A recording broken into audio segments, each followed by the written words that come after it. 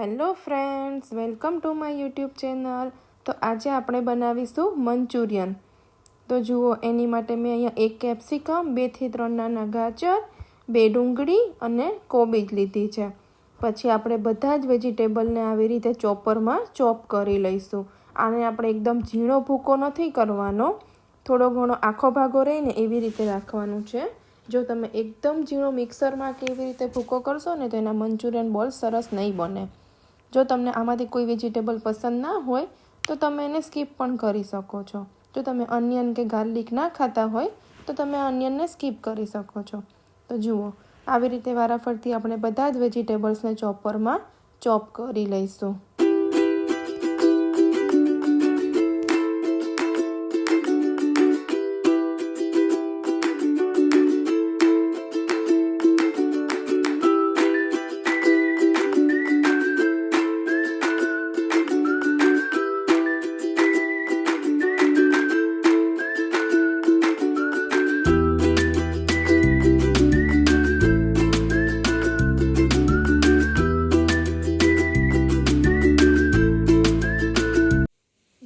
આવી રીતે બધા જ વેજીટેબલને ચોપ કરી લીધા છે. તો હવે આપણે મંચુરિયન બોલ્સ બનાવવાનું કરીશું ચાલુ. એની પહેલાં મેં અહીંયા લસણ, આદું અને મરચાં ત્રણેયને પણ આવી રીતે મેં ચોપરમાં ચોપ કરી લીધા છે. જ્યાં આપણે મંચુરિયન બોલ્સ બી બનાવીશું આમાંથી થોડુંક નાખીને, અને પછી એના પછી આપણે એનો વઘારમાં પણ યુઝ કરવાનો છે. તો એને પણ મેં આવી રીતે ચોપરમાં ચોપ કરી લીધા છે. તો ચલો, હવે આપણે મંચુરિયન બોલ્સ બનાવશું. તો એની માટે આપણે ચોપ કરેલી કેબેજ, ગાજર, કેપ્સિકમ અને ડુંગળી બધું જ મેં અહીંયા વારાફરતી નાખી દીધું છે. પછી જે આપણે લસણ, મરચાં અને આદુની જે પેસ્ટ કરી હતી ને એ પણ આપણે આમાં નાખી દેવાની છે. પછી બ્લેક પેપર પાવડર, સોલ્ટ, મંચુરિયનનો જે મસાલો રેડીમેડ આવે છે એ તમને જો ના પસંદ હોય તો તમે સ્કીપ કરી શકો છો. પછી red chilli sauce, green chilli sauce, soya sauce, tomato ketchup એ બધું આપણે એમાં એડ કરવાનું છે. તો આપણા મંચુરિયન બોલ્સ એકદમ બહાર લારી ઉપર મળે ને એવા જ સરસ મજાના બનશે. મેં આમાં થોડો કોર્નફ્લોર યુઝ કર્યો છે અને બીજો મેં મેંદાનો લોટ યુઝ કર્યો છે. તો જુઓ, આવી રીતે આપણે બધું જ વારાફરતી નાખીને સરસ રીતે બધું મિક્સ કરીને આવી રીતે લોટ બાંધી લેવાનો છે. પછી આપણે હવે એને તળી લઈશું. જો તમને એને મંચુરિયનના રાઉન્ડ બોલ બનાવવા હોય તો એવી રીતે પણ તમે હાથેથી પણ બનાવી શકો છો. પણ મને એવી રીતે એકદમ રાઉન્ડવાળા બોલ નથી પસંદ, એટલે મેં એને આવી રીતે તળી લીધા છે. ડાયરેક્ટ જેવી રીતે આપણે ભજીયા બનાવીએ છીએ ને એવી રીતે જ મેં આને તળી લીધા છે, રાઉન્ડ બોલ નથી બનાવ્યા. તો જુઓ, આવી રીતે આપણે વારાફરતી બધા નાખીને તળી લઈશું.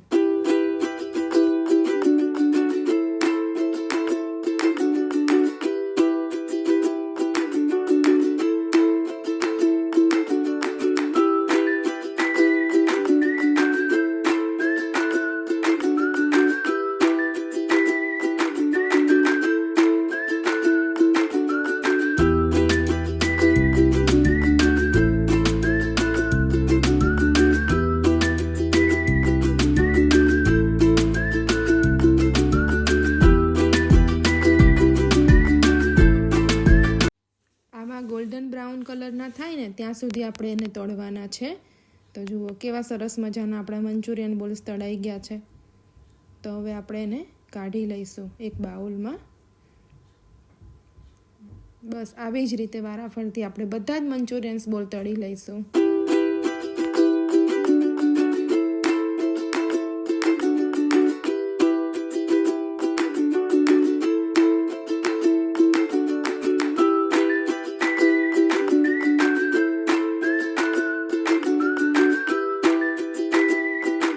બધા જ મંચુરિયન બોલ્સ તળાઈ ગયા છે.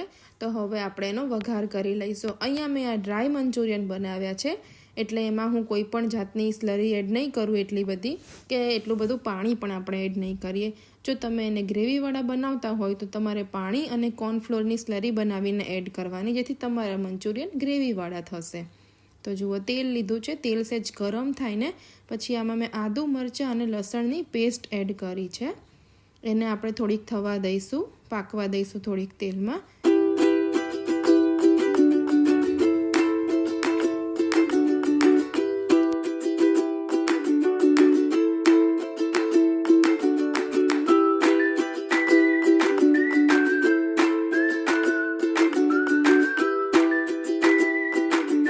આદુ મરચાં લસણની પેસ્ટ થોડીક પાકી જાય ને પછી એની અંદર આપણે બધા વેજીટેબલ્સ નાખવાના છે. તો મેં અહીંયા નાના નાના સમારેલા ગાજર, કેપ્સિકમ અને કેબેજ લીધું છે. એમાં મેં રેડ કેપ્સિકમ અને ગ્રીન કેપ્સિકમ બંને લીધું છે. જો તમારી પાસે કોઈ પણ એક કેપ્સિકમ અવેલેબલ હોય તો પણ ચાલે. પછી આપણે આને બહુ જ નથી પાકવા દેવાના, અધકચરા પકાવવાના છે. અને ગેસની ફ્લેમ છે ને એને હાઈ રાખવાની છે, તો જ તમારું ચાઇનીઝ સરસ બનશે. તો જુઓ, આવી રીતે આપણે એને હલાવી લેવાનું છે, સરખી રીતે મિક્સ કરી લેવાનું છે. પછી આપણે એની અંદર મેં આ સ્પ્રિંગ અનિયન લીધી છે થોડીક એવી. જો તમને આ ના પસંદ હોય તો તમે આને સ્કીપ કરી શકો છો, ખાલી લાસ્ટમાં ડેકોરેશન માટે નાખી શકો છો. પછી મેં આમાં સોલ્ટ એડ કર્યું છે, થોડાક આપણે આમાં બધા મસાલા એડ કરવાના છે. બ્લેક પેપર પાવડર એડ કર્યો છે. પછી મેં આમાં મંચુરિયનનો જે મસાલો આવે છે એ પણ થોડોક નાખ્યો છે.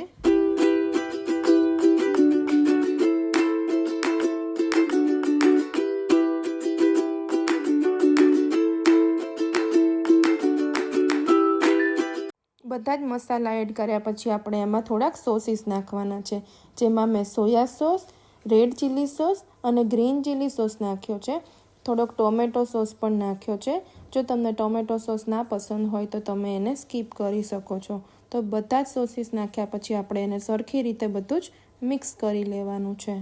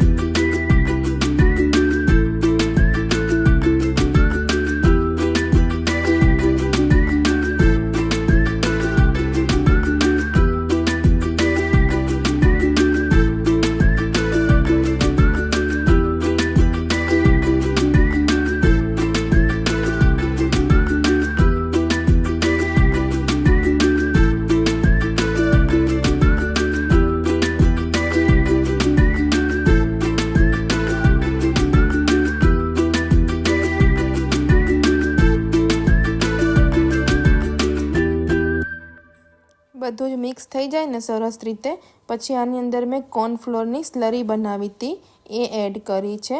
એ નાખવાથી એનો ફ્લેવર બહુ જ સરસ આવે છે, માટે લાસ્ટમાં આપણે થોડીક જ એડ કરવાની છે અને એને પાકવા દેવાની છે.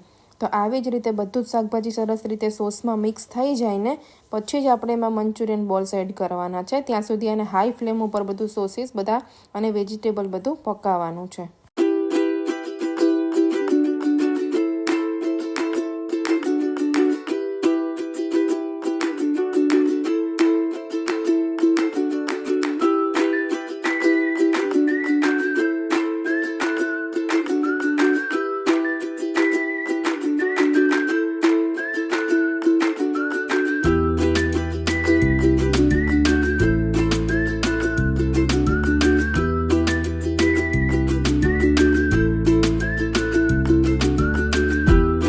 જ્યારે તમને એમ લાગે ને કે બધા સોસીસ પાકી ગયા છે અને વેજીટેબલ ચડી ગયા છે પછી આપણે એની અંદર અડધો ગ્લાસ જેટલું પાણી નાખવાનું છે અને એને પણ થોડુંક મિક્સ કરી લેવાનું છે. બધું જ મિક્સ થઈ જાય ને પછી આપણે એમાં મંચુરિયન બોલ્સ એડ કરીને એને સરખી રીતે મિક્સ કરી લેવાના છે અને એને 5 થી 7 મિનિટ સુધી જ્યાં સુધી મંચુરિયન બોલ્સ આપણા થોડાક એવા પોચા થાય ને ત્યાં સુધી એને ચડવા દેવાના છે, એની અંદર મિક્સ થવા દેવાના છે.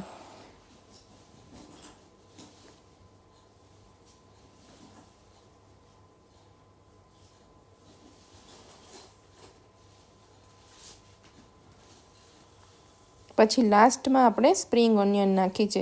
જો તમને આટલું બધું વેજીટેબલ પસંદ ના હોય તો તમે થોડુંક ઓછું વેજીટેબલ પણ નાખી શકો છો. મને વધારે પસંદ છે એટલે મેં આમાં થોડુંક વધારે વેજીટેબલ નાખ્યું છે. મેં આ ડ્રાય મંચુરિયન બનાવ્યા છે.